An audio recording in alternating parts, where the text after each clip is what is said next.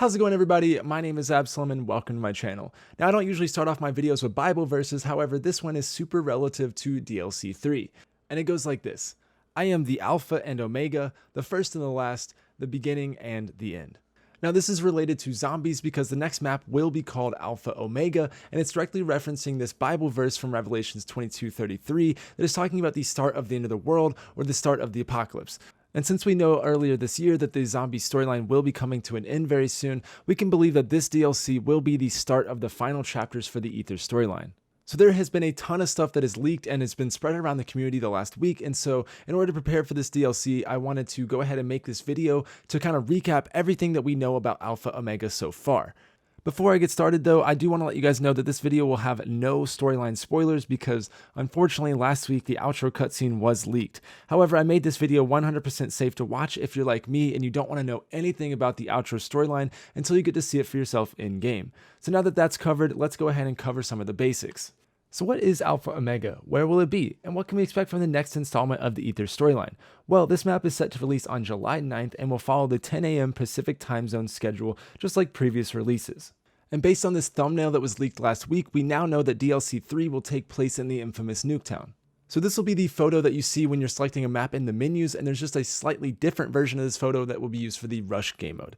So now let's take a closer look at this photo and break it down. So if you look at the front of the red truck, you will notice that the Mozu wall buy is located on the grill of this truck.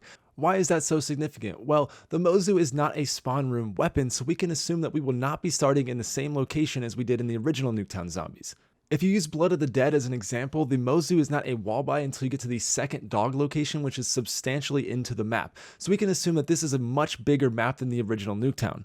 So my guess is that we might start on the outskirts of the town or possibly inside of the bunker. It's been rumored for quite some time that if Nuketown was ever remastered or remade, that the bunker would be included. And the fact that the Nuketown Island has the entire bunker created inside of the Blackout game mode, it wouldn't be that hard for them to reskin this for the zombies map. So assuming the bunker is part of this new map, I'm very curious to see how they integrate it into the zombies mode. In Blackout, there was ladders to get from the lower to the upper levels, and so I don't think this will be the case in zombies, so I wonder, will there be something like the Shangri-La water jets, or will it just be a ramp or an elevator of sorts? Either way, I'm super curious to find out. Okay, so now if you look at the left side of this photo, you will notice that there's a teleporter piece that is pretty much identical to the one in Classified that you find in the panic room. So I'm really excited to find out where we get to teleport, but based on the trailer that I will cover in a moment, I believe that we will be able to teleport to another map possibly, or another section of a map that we might recognize, but I also think it's highly likely that we might teleport to the Broken Arrow facility that was located outside the map behind the greenhouse in the original Nuketown zombies. I also want to point out that Treyarch just recently changed their Twitter profile picture to be the Broken Arrow logo. Now, we're first introduced to Broken Arrow in Black Ops 2, and I'm not going to go super deep into the lore behind them, but essentially Rustman is a former associate of them that we learn about when we watch the intro to the map Buried. So here's a quick look at that cutscene so you guys know what I'm talking about. You're a former operative from Broken Arrow. You've been walking the Earth since the, incident.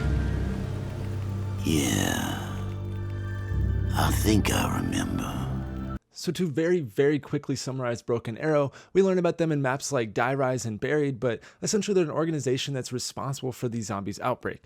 Now it's related to Nuketown because we learn that there's a facility outside the map like I mentioned earlier, and I think with Treyarch changing their profile picture, it's their way of saying that we might actually get to go to this facility, or at the very least we'll learn more about them because it's been such a secretive part of the lore behind the zombie storyline. The profile picture wasn't the only thing that was teased either. Earlier this week we had leaks with the new elixirs, the new perk, and even new zombies, and we can expect all of this on the next DLC.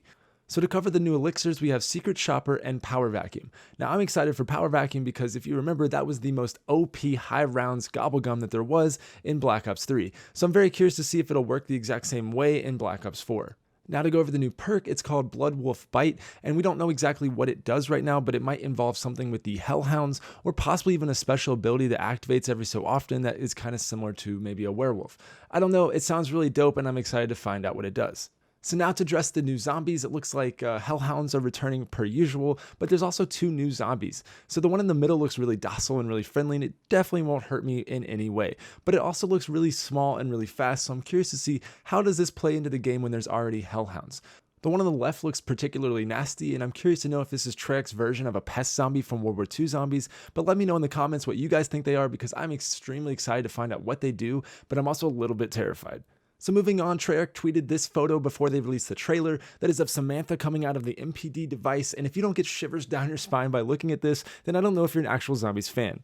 Now in this photo, we can tell that the MPD device is actually different than the other ones we've seen in Horizon Drak and Moon, because this one has 3 slots for the summoning key, unlike the other ones that only have 1. So this is really exciting news, and I'm very curious to see where they take this in the storyline. So after getting this photo, we were then given the intro cutscene or the trailer to Alpha Omega, and after watching this, I was so incredibly stoked and hyped for the next chapter in the storyline. Now, I'm not going to include the entire trailer, but I am going to go through some of the key moments, but I have linked the entire trailer below in case you want to get caught up on the storyline.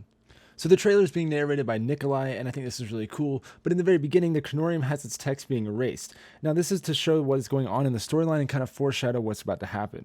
So after this, it cuts to Samantha, who is now killing an apothecon like a boss, and she is not a small character, and I think they wanted to show this and show that she has an immense amount of power. This is also reflected later on in the trailer with the house, and her and Edward are kind of trapped by Monty in this house, but she is kind of standing up for herself now at this point. So after this, the quick shots of Horizon Drak and Zetsubo are shown, but the most important part of this is that the Kronorium is showing Ultimus Richthofen walking up to the house, and this is crazy because now his future is being foreshadowed and the fact that they're all being erased, and now that the loop is broken and things are changing and they can't escape it. And I think this is an amazing way of showing that. After this, we get the shot from Samantha coming out of the MPD device that is way different than any other MPD device there is, and I'm so incredibly stoked to figure out where this is located. Another noteworthy thing is that Peter is now hanging above Shinonuma once again. See, we were led to believe that he was not hanging in here and that he was actually alive in Revelations, and that was the last place he was confirmed alive, but now he's shown hanging again in Shinonuma, so it's really crazy how things are changing at the timelines, and so I'm really curious to see where his timeline ends up in the storyline. After this, the trailer takes a drastic turn as it starts to show how everyone is being affected by the German, by Monty, by the Shadow Man, and it's all boiling down into a final showdown, maybe a war, maybe even a great war of sorts. But there is no denying how epic it is to see this shot right here. We finally get to see the Great War. It's the Keepers versus the Apothecons versus everybody else in this universe, and it's going to be one epic battle. So one of the biggest noteworthy things about this trailer, and I think it's so cool, that we finally get to see Monty's final form. And we know it's Monty because they put the red scarf on him earlier in the shot, and then they also include it in this shot so that you know that it's Monty. It's unbelievable how this storyline is coming to a close, and it's almost surreal for someone that's followed it since the beginning. It's just so crazy to see this finally come to the ending that we've all been waiting for.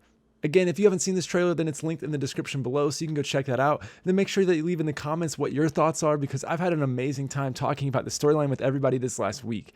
Alright, if you're not already hype enough at this point, then get ready because Treyarch just tweeted a new photo for DLC3, which is now showing the Wonder Weapons. And if you can't already tell, then this is the Mach 2 ray gun, but with a twist. It's an elemental ray gun. Finally, a new version of the best ray gun there is. It looks like there will be 4 cartridges that you might have to unlock to swap out on the weapon, or it could be similar to the Kraken on Voyage of Despair, how each element exchanges out on the weapon. Or it could also be like maybe the bows or the staffs and how you have to do a quest in order to achieve each element. Will this be the Mach 4 ray gun, and will it be better than the Mach 2 because now we have to do an extra thing to get the elemental upgrades? I don't really know, but I'm really curious what you guys think, so please put in the comments so I can hear all your thoughts on this Mach 2 ray gun.